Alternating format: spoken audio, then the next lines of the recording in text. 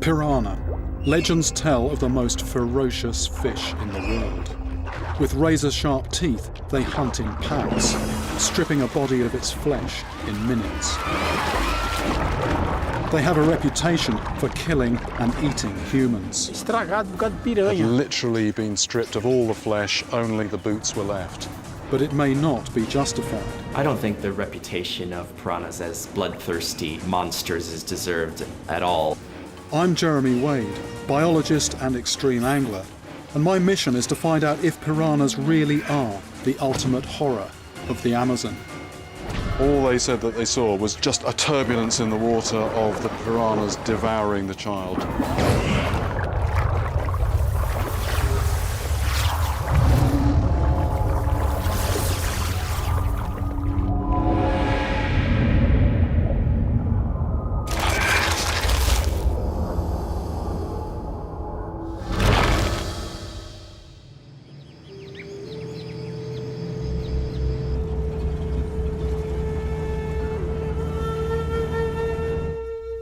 I remember a story from the 70s of a bus crashing into the Amazon River in Brazil.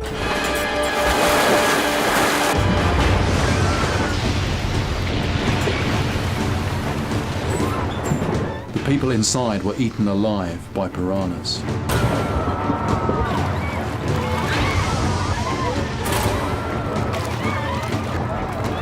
Horrific stories like this have been circulating since the discovery of South America. But every single piece of scientific research I've found says that piranhas don't kill people. So are these stories real, or are they just over-exaggerated urban myths? Fish on! Fish on! I've travelled the globe, literally putting my life on the line to prove that there are giant, man-eating fish where no one would expect them. Big old mouth on there. In our freshwater rivers. But now, it's the turn of the small guys. Could piranhas really kill and eat a human? Are they the bloodthirsty killers from the movies that fill our nightmares?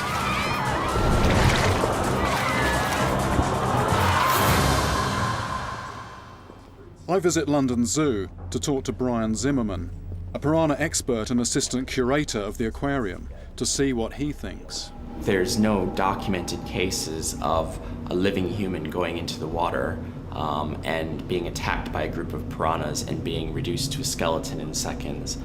But piranha are carnivorous fish. If they're hungry, it's certainly possible that they would attack to try and get food. I don't see why a human would be any different than an egret falling in the water. It's just, for a piranha, it's a potential food source, but to my knowledge, that's never happened. So if Brian believes piranhas have never attacked and killed a living person, then did this bus crash that I remember really take place? I decide to head to Manaus, the city at the heart of the Amazon, to see if I can get to the bottom of this memory and maybe track down a definite case where piranhas have eaten someone alive.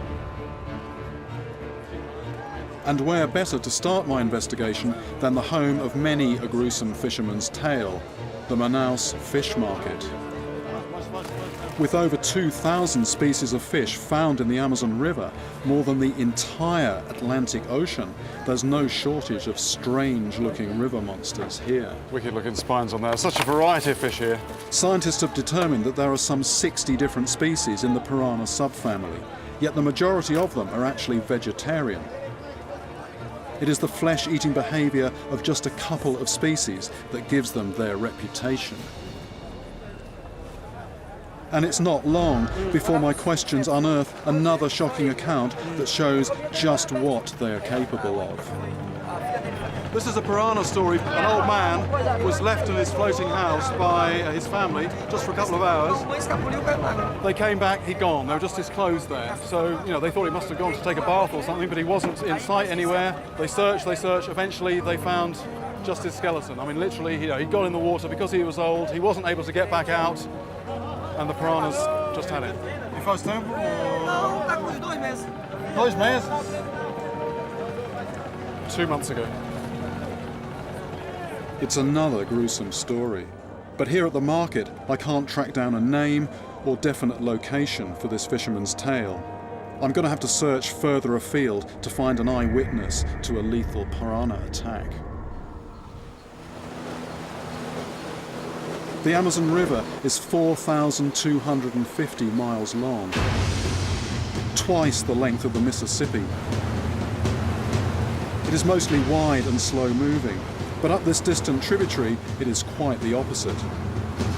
A fifth of all the water on Earth passes through the Amazon, and piranhas and their relatives are found in just about all of it. It's a fisherman's paradise. And it's full of river monsters. And there's a fish on, there's a fish on. Oh, there it is, jumping out of the water. That's quite strong, that's a strong fish. I've hooked a predatory fish with dental hardware straight out of a horror movie. So this is a piranha, it's a relative of the piranha. It's an arms war down there, everything's got teeth, everything is eating everything else. And they've actually got those fangs there in the lower jaw, and they use those to puncture the swim bladder of the prey. So it just messes up the buoyancy. The small fish is then totally out of control. It's flopping around near the surface, and these will just come along afterwards and mop them up. And those fangs are that big that it has to have special holes in the upper jaw, otherwise it wouldn't be able to get its mouth closed.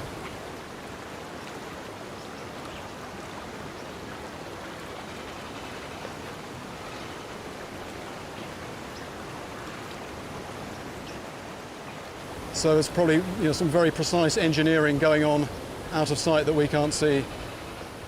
This vampire-like creature shows how evil-looking the piranha family can get. But despite its looks, it is not the fish responsible for attacking people. This is a solitary fish hunter. The piranha we all fear feed in packs, and they are so common in the Amazon you can catch them almost anywhere. Normally I use high-tech gear and stealthy tactics to lure a monster onto my line. But the piranha's method of feeding is so bold that I'm changing my approach. I've dispensed with my normal rod, and I'm just using a bit of bamboo with a short length of line on the end. Tried and tested means of catching piranha. Just a hook on the end with a piece of wire so they don't chomp through the line. Lump of meat, and unlike other techniques where you're being quiet and stealthy, piranhas are actually attracted by noise and disturbance on the surface.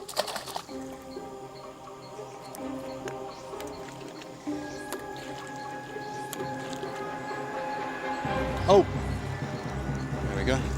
Red belly piranha. In just a couple of minutes I've caught a small piranha. But do not be deceived, it still has knife-like teeth that can easily remove a lump of flesh in a single bite. Multiply that by the 100 or so mouths in a hungry school of piranhas, and it's a death of 1,000 individual cuts.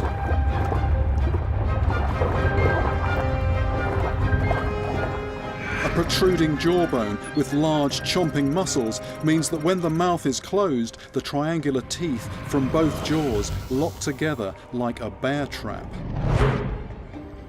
They are perfectly adapted to slice off pieces of meat, fins or scales, literally taking apart their prey piece by piece. They predominantly hunt fish, but they will eat the meat of almost any animal that crosses their path.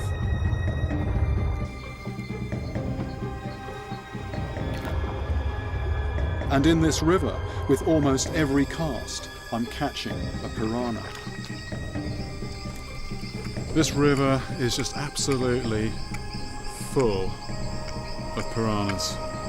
They're just all over the place. Doesn't mean to say though that I can't do this.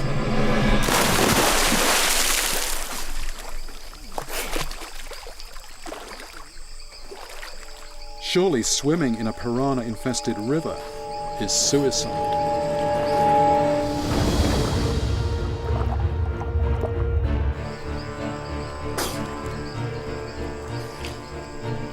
This water may be full of piranhas, but they're not attacking me. If I can swim here, and it's true that the old man from the fish market story and the victims of the bus crash were eaten alive, then something is missing that is needed to trigger a feeding frenzy. Still alive. There's plenty of water here. I'm guessing there's enough food for them down there without them wanting to attack me. So what about if I set something up where I know there are plenty of piranhas and I know they're hungry?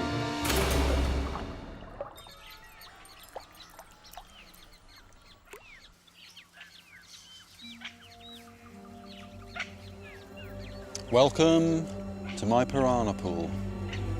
Here at a local hotel, just like my favourite Bond villain, I've filled a small swimming pool with over 100 red-bellied piranhas, and they haven't eaten for days. It's the perfect opportunity to test just how voracious these creatures are. Everybody knows about sharks being bloodthirsty killers. Just wondering if piranhas have the same kind of sensitivity to blood. I've got a hook here. That's one way to find out. Sacrifice a bit of my own blood and take it from there.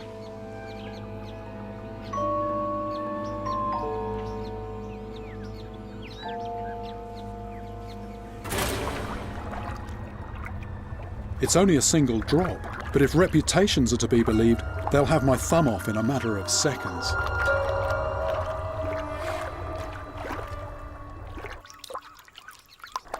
I don't know, I think that's possibly a bit inconclusive. They are moving around, but that could have just been the movement of my thumb. Maybe a little drop like that was a bit ambitious, and perhaps I need a Slightly larger quantity.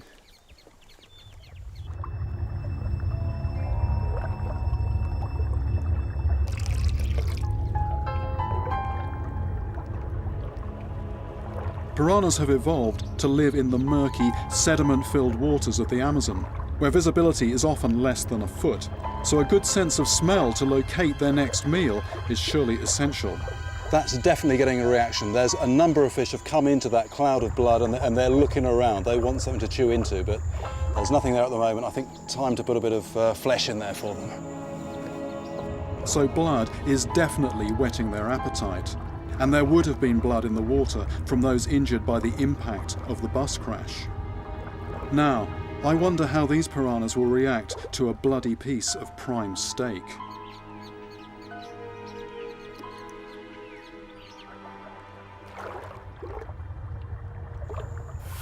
There we go, it's the first nibble, the first nibble, the first nibble. And there they are, they're all piling in. Once the first one started, there we go, they're all over it now. Piranhas react to the sound and movement of another piranha feeding, attracting them to the scene and inciting a feeding frenzy. As soon as one piranha takes a bite, it moves away, allowing a fast turnover of feeders and a rapid succession of bites. It's no wonder they are known for stripping their food to the bone in just minutes. There we go, meat definitely works. I just wonder now how they might react to something that's alive.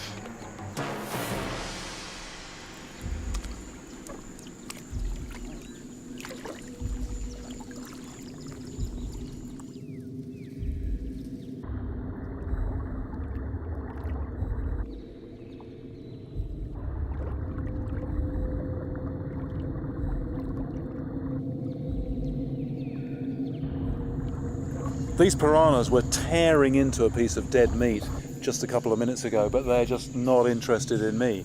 So what is it that turns piranhas into vicious, murderous killers? That is what I want to try and find out.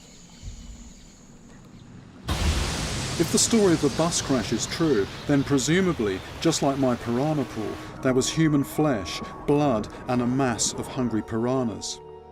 Yet I am unharmed. The people on the bus weren't so lucky. As I continue my investigation, I discover the evidence to prove that the bus crash definitely happened. But more significantly, I track down a survivor who had an unbelievable escape on that day. Maybe he can give me the details of exactly what happened, so I can work out what triggers a piranha attack.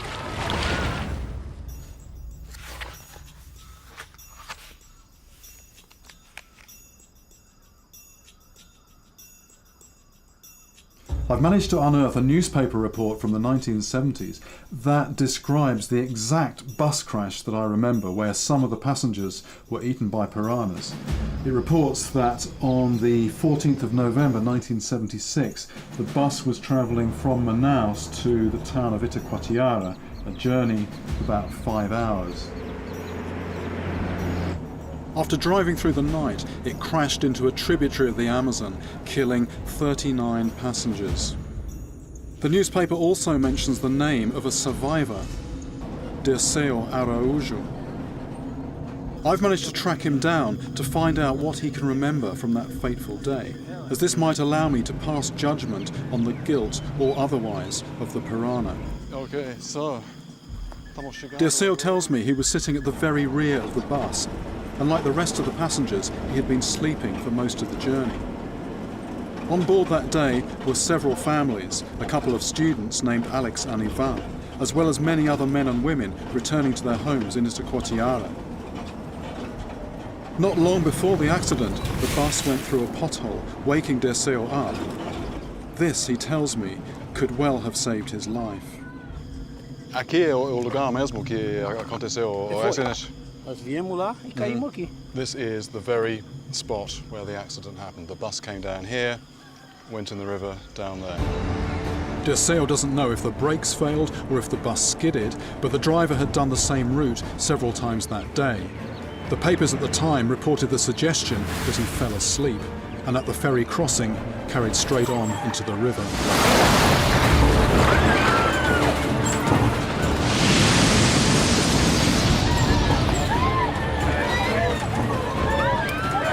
1 minute everything's normal, literally the next moment it's in the water.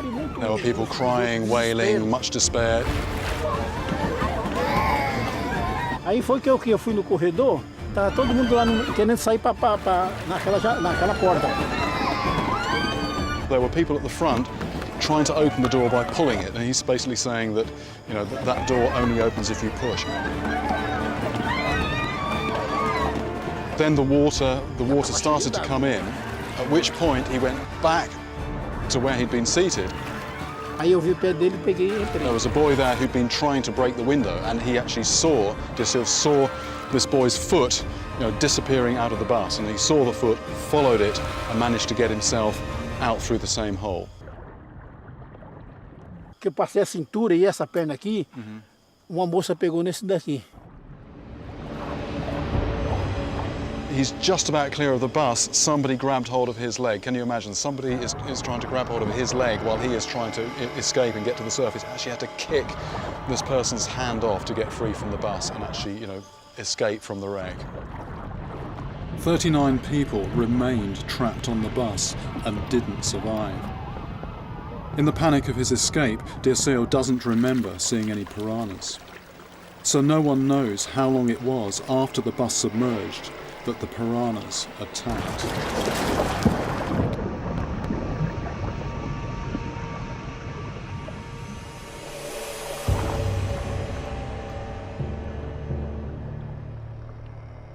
Even to this day, just going over the bridge, which they've got now over the river, he says every time he crosses, just remembers that day.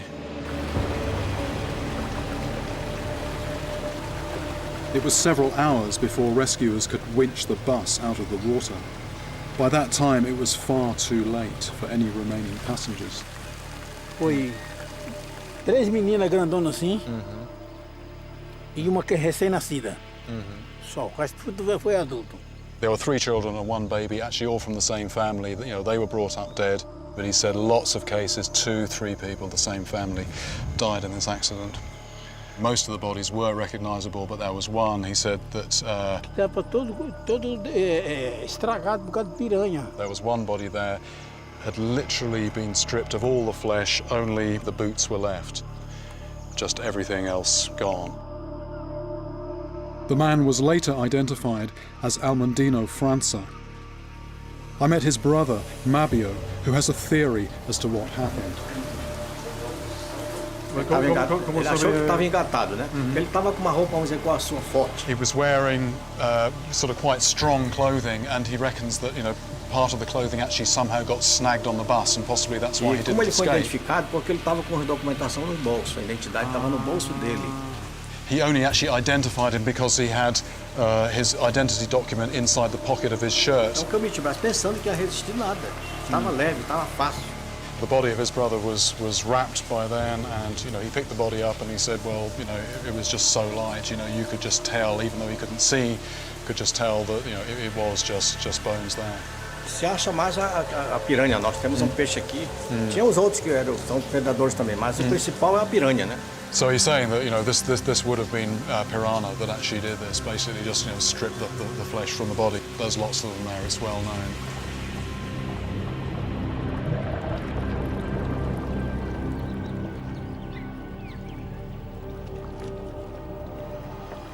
The impact piranhas have on a human body is distinct and may be too shocking for some viewers to see.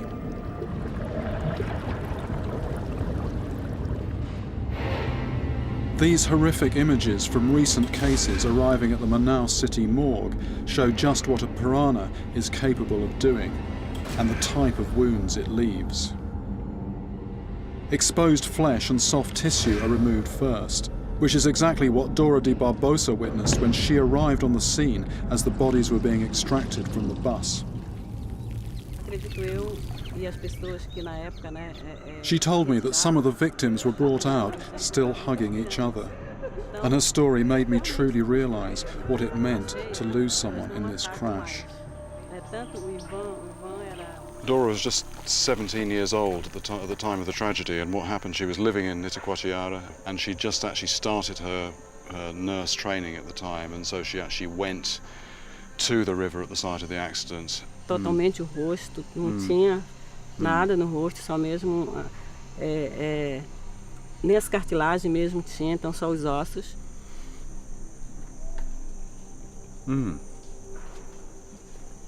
That's pretty tragic. Dora says, you know, she did know some of the people on the bus, which just makes it sort of extra horrific. Really, that was the husband of a teacher of hers, and she says that he was just, you know, his face was completely eaten away down to, you know, not down to the bone, but down to cartilage. Tinha também o Ivan. O Ivan era uma pessoa que eu gostava na época, né? Eu estava apaixonada por ele. And also a lad called Ivan, who she liked very much. This was her childhood sweetheart, and he was one of the victims as well. And she said, you know, because of this, she found it very difficult early on to talk about this whole business. But as a result of this, she said she actually, you know, left the area and didn't return for a while because of the memories of the place. Just like the testimonies from the bus crash, the morgue pictures leave us in no doubt as to the horrors piranhas can inflict on a human body. But as the bus crash happened 30 years ago, it's impossible to know if the victims died of the wounds inflicted by the piranhas, or if they were already dead. We know that on the bus they were trapped, there was blood in the water, and people were eaten by piranhas. But did the piranhas attack and eat their victims alive, or did they merely scavenge the corpses of those who had already drowned? So even though I have found my bus crash, the case against the piranha still hangs in the balance. However, I have uncovered a situation in the east of the Amazon where at the end of the dry season of 2005, 8 piranha attacks occurred in just one weekend on one beach. And these victims were definitely alive when the piranhas struck.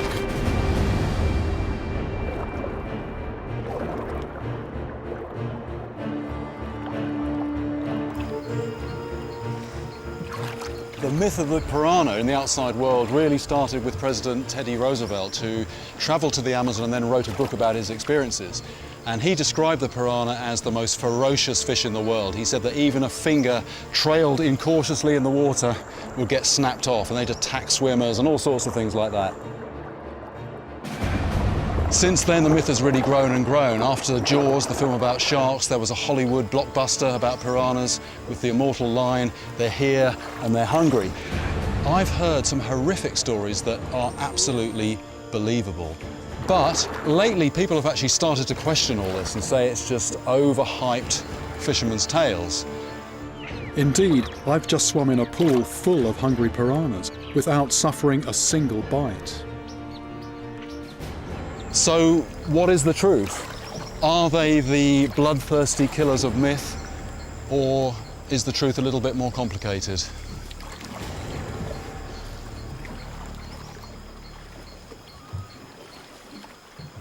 My quest to investigate the bloodthirsty reputation of the piranha is still unresolved. Although piranhas have without doubt fed on dead human flesh, I'm yet to find proof that they have killed a living human.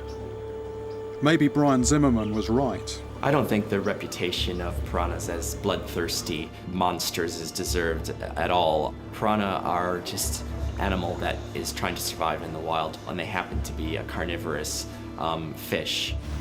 Yet in flooded water bodies like this, scientists have discovered that there are double the number of piranhas than normal. And this has led to a situation where their innocence is once again in question. All over Brazil, dams like this have created artificial lakes which are very popular places to come for a swim, particularly in the heat of the dry season. Put that together with a concentrated population of piranhas and you're asking for trouble. Humans being attacked by man-eating fish is the stuff of nightmares, and it has fueled an industry of fear, which Hollywood has happily embraced. If you're on a beach by the ocean, sharks can be a very real concern. It's not uncommon to enter the water with a fear of what might lurk beneath.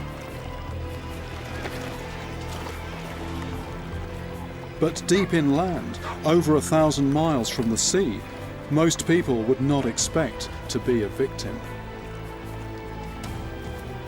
Yet on the weekend of December the 21st, 2005, at the end of the dry season, this is exactly what happened.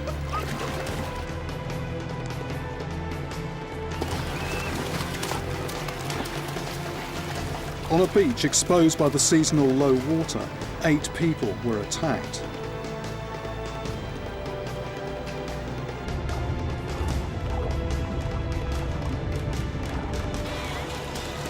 And the perpetrators of these attacks were piranhas.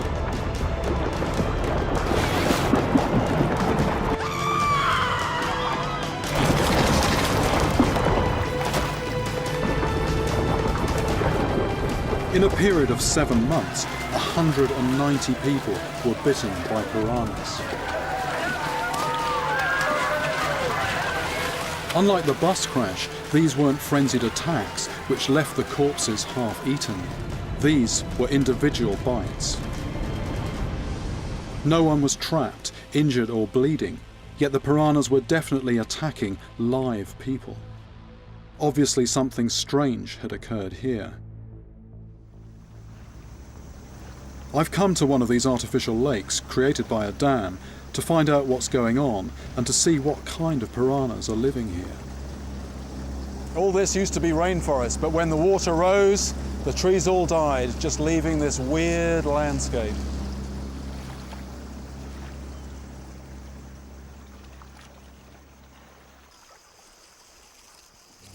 So I've got some liver for bait, loads of blood, but that's perfect for piranhas.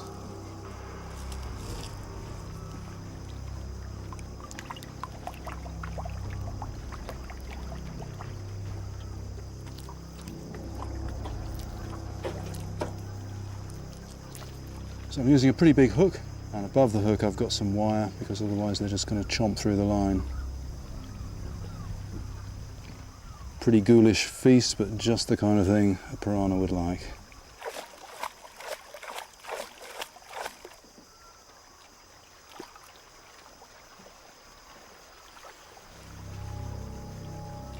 There we go, there's a knot, there's something on there. Right, here we go, here we go. There we go, that's a sizable fish. That's a piranha, but that is a big piranha. Now, this is something I've got to be very careful with. Careful, careful, careful, careful, careful. And there it is. Imagine swimming with these boys in the water. Oh, crunch! Oh! Crunching on the hook as I take it out. How about that for a piranha? This is a black piranha. It's the biggest species of piranha. Look at those teeth. Look at those teeth. I'm being extremely careful here. They just have such powerful jaws. I mean, that would take a serious sized lump out of you. Literally, the size of that jaw, that would be the size of the hole that would be missing. Those teeth are so sharp that when people get cut by them, they say they don't even feel it when it happens. They only notice it when they see the blood. It was these kinds of attacks, single bites, that were being made at the beach. But again, Brian's theory that piranhas are misunderstood has an explanation. Piranha tend to build their nests in very shallow areas because they need to have vegetation, not only for the eggs to stick to, but also for the young fry to retreat when they're first hatching. So in cases where people have been bitten, I mean, I suppose somebody wading in shallow water and happens to tread onto the nest of a piranha, where there's a big male defending its eggs, is definitely going to be susceptible to getting a bite.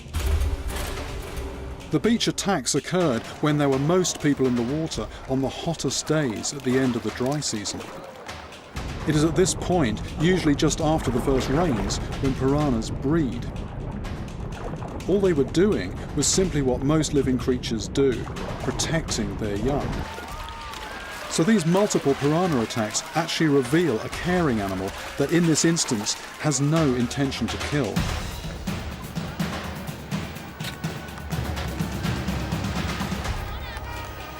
Piranha are very nervous fish. We were actually involved in a study recently which was looking at the reasons for shoaling behavior in piranha, and the study actually found that instead of them being pack hunters and living together in groups because they're trying to hunt their prey, they actually live in shoals to avoid predators themselves, and it's a case of safety in numbers. If piranhas group together because of their mortal fear of another river monster, then this is a creature I need to meet.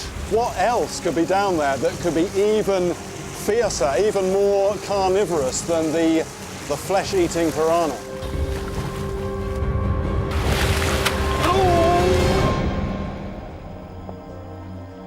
Piranhas may enjoy a reputation as evil killers, but here in the Amazon, they are far from the top of the food chain. This river is a supremely predatory environment. And I'm told that there are wild river monsters that come here to be fed by locals. These creatures are highly adapted killers and greatly feared by the piranhas.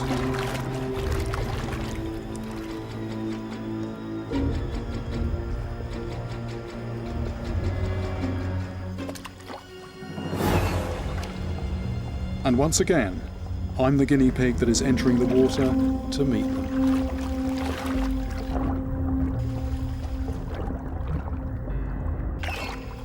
Dolphins. Who'd have thought it? 1,000 miles from the ocean, right up the Amazon River, freshwater dolphins.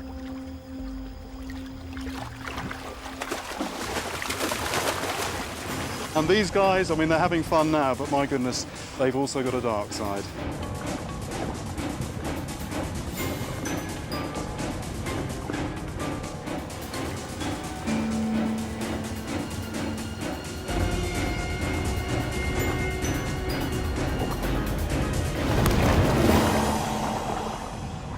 I'm in the middle of a frenzy. That one got my thumb.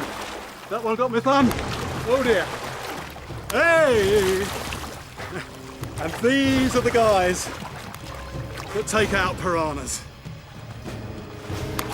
A little bit eager. The jaw, very, very long and elongated, full of teeth, just perfect for grabbing fish. Wow! They've also got this really strange bulging head, and that's actually an echolocation organ. A lot of these waters in the Amazon are very murky, and they can't see their prey, but even in that situation, they can find and kill their prey using sonar. Ooh. You know, you've got to be very, very careful tangling with these creatures. Time for me to get out, I think.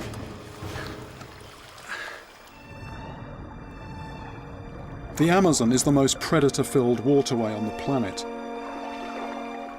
Everything kills or is killed. I've spent years fishing this river, and I know it is crammed full of the meanest, nastiest creatures. Perhaps piranhas are not unusual. They just get singled out for attention because they capture our imagination. But that still doesn't explain what triggers their attacks.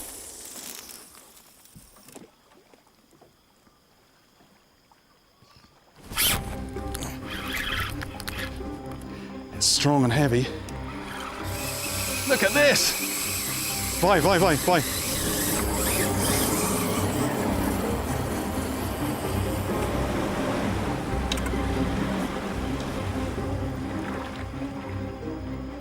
Kuyu. A new species for me. I know the species, but I've never caught one. There's a lump taken out of it by piranha. They can tell when a fish is in distress and they go after it. You can actually see the shape here of a piranha jaw. Something chomped this fish on the way in. You know, normally these fish are paying complete attention to not ending up on the menu. This one basically thinking about something else for just a moment, and a piranha came in and chopped it. So you've literally got to watch your back. This armoured catfish was a fantastic catch, but seeing the piranha bite on its back has crystallised everything for me. This fish lives in and amongst piranha every day of its life. Yet struggling on the end of my line, it instantly became a target. It is the thrashing struggle of distress that triggers the piranha's natural instincts to target the weak and helpless. This explains why I can swim and splash around with piranhas. Yet the struggle for life in the bus crash initiated the piranha's predatory instincts. It's sobering to think of what happened to those poor passengers that day as they travelled back to their hometown. Their lives were never meant to cross with piranhas. Yet for thousands of people in the Amazon, life is literally lived on the water. With such huge seasonal variations in water level, entire villages float on the river. And there's one whose very name suggests the reality they deal with on a daily basis. This place is known as the Piranha Reserve.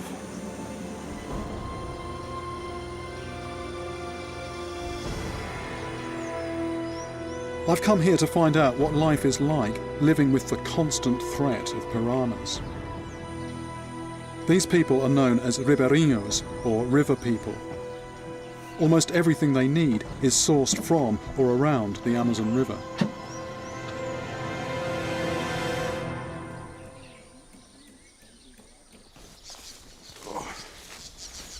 Boa tarde. Eu estou atrás de histórias sobre piranha. Será que tem alguma... Sim, eu sou vítima de... O senhor mesmo? Mordida, sou eu mesmo. Então. Vim aqui na ponta do nariz. So, you know, I'm just walking along here and I just asked this gentleman, I said, I'm after stories about piranhas. Anybody got anything to tell me? He says, well, you know, I had the end of my nose taken off by one. You know, his wife dropped something in the water. He just, you know, dived down, water about waist deep, and a piranha had the end off his nose. He says he opened his eyes and saw lots of blood and many piranhas. And if he hadn't been able to leap straight out of the water, he fears he might have died. Amazing. I've already found someone who has experienced the sharp end of the piranha population. Let's see what kind of piranhas they have here and just how quickly they bite. Let's see if the Piranha Reserve lives up to its name and what kind of piranhas they have here. The line is flat on the surface. There it goes. Red belly. There we go. Whoop. Now, right, you can see why people are couldn't do that if I didn't have shoes on. You can see why so many people here are missing bits out of their toes. Every one of these is a red belly. I mean, this one's got slight spots on it as well, but that just means it's a juvenile. Again, here we go. There's almost more fish than water. Every single chuck, out comes a red belly piranha. They're not very big, but my goodness, there are just loads of them down here.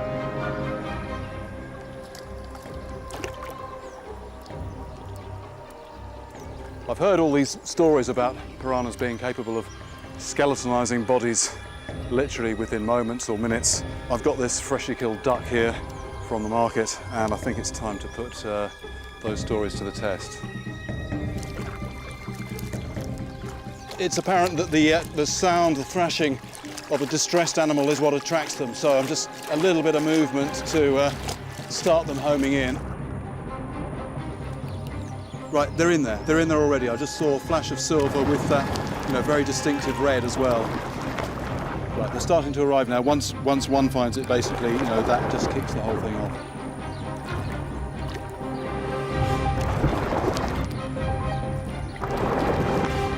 Right, look at that. Go in the head there. They've already just stripped all the flesh from the spine and the neck area.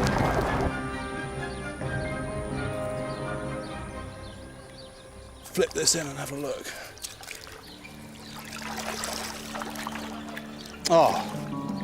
Right. From the back this didn't look too bad, but actually flip it over the side where the fish were and they've made a real mess of that. They've actually chewed through a huge expanse of feather to get at the meat, and they've gone right into the body cavity. They've taken most of the meat away. There's a huge section of actually the backbone gone in the neck. The head is just reduced to bone, both eyes are gone. And all this just in a matter of minutes.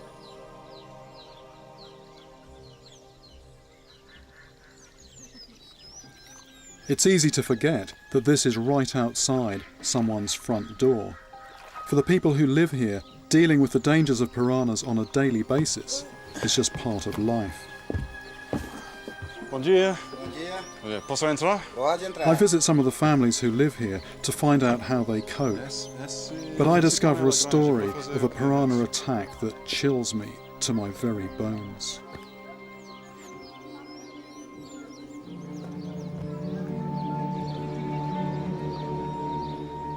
But what I soon learn is that it is in the dry season, when the water is low and the piranhas are concentrated, that the villagers are most at risk. It is a particular time of year. It's principally the months of September and October here. The water is actually leaving the backwaters and all the little fish are swimming out, and basically the piranhas are there feeding on the small fish. So you've got a concentration of piranhas, and that is when the people here have to take extra care. De vez em quando entra dentro da água ou... Não, aí é meio difícil porque senão a escada ela devora a pessoa, né? You can't even get in the water to have a wash. Aí tem que ter o vaso para ir tratando o peixe e jogando, ó. Main food item here is fish, so there you are. You have to clean the fish in order to prepare it for the meal, and just the smell of that will bring a concentration of piranhas there. So you've got to be careful. Keep your fingers nowhere near the water. But on one occasion, this family dropped their guard with horrific consequences. Ele tava com 2 anos. It was a grandson of Julius. Quem estava tratando? Era a minha esposa. Eu sei. You're saying, you can't look after kids all the time. His wife was cleaning some fish off the back of the house, and the child just ran, as children do, from one side of the house to the other, and just fell in the water the other side. And he said, literally, they heard a noise, they got there, it was already too late.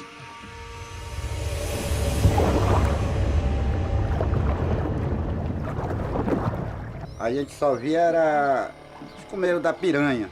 The child fell in the water and just didn't come up. All they said that they saw was just a turbulence in the water of the piranhas devouring the child, just literally moments after the child had fallen off the side of the boat. Os ossos, né, da criança. With nets, they were trying to sort of, retrieve the child, even while this was going on. And eventually, he said, all they got in was bones. E demorou quanto tempo para chegar nesse? Esse foi rápido. When I asked how long it took, he said, no, this happened very rapidly because there are just so many piranhas here.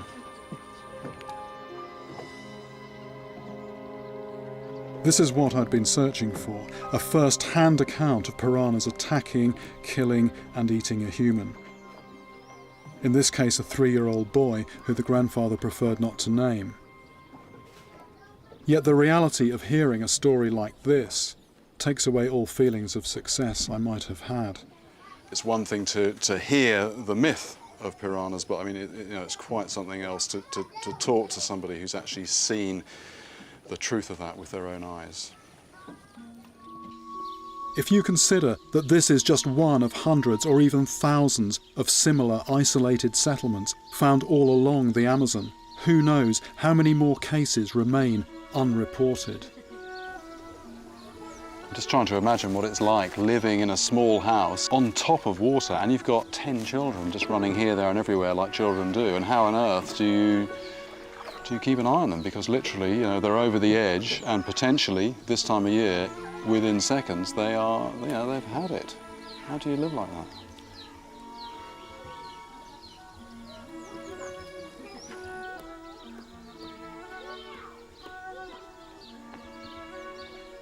These lads are just, they're just balancing on pieces of wood about that wide. And I've just heard this horrific story about somebody falling into this water and getting just devoured in seconds. And they don't even seem bothered by it. Much as we might live with the ever-present threat of a lethal highway on our doorstep, these people continue their lives within feet of deadly piranhas. I guess, like a lot of things, living in a floating house like this with these piranhas underneath, after a while it's just there, it's just automatic. You just get used to it. There are just precautions that you take. You can't be thinking about it all the time. If you were, you just wouldn't be able to get on with your life. It's just this ever-present presence underneath and all around you. I set out on this journey to find an eyewitness to a piranha attack, in the hope that their evidence might give me the proof I needed to know if the bloodthirsty reputation of the piranha is justified. I've found that piranhas are sometimes shy, sometimes defensive, and they are somewhat misunderstood. But if you have a very specific combination of the right time of year, blood, the struggle of distress, and a trapped or weakened person, you will trigger a piranha feeding frenzy. In a river full of monsters, this is just a natural adaptation to life here in the Amazon. But no matter what, the piranha will continue to evoke fear and horror in each and every one of us. As children do, from one side of the house to the other, and fell in the water the other side, and he said literally, they heard a noise, they got there, it was already too late.